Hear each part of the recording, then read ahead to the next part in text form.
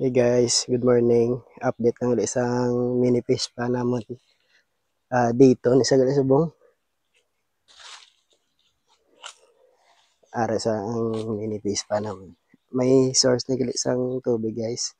Ga flowing lang ni Subon. Okay.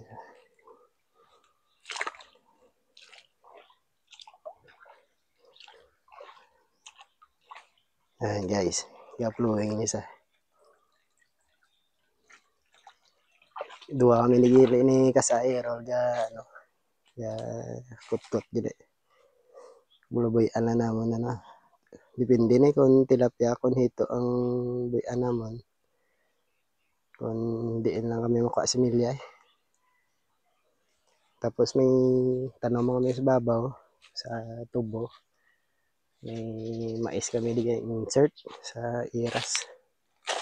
Update lang ko na kadako. Yan na kadako sa mais nga gintanong ng aras sa gaya. Pakadto to.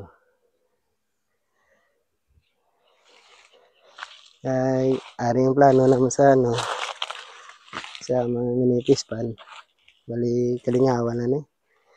Buyan da ano kung hito man o tlapya. Para may kuha lang kami isang source ba. Anod-anodan. Tapos so nan may payag kami to. So, yan. Ito si Kasayro. Walo brown pa na naman ng payag guys. Thank you for watching.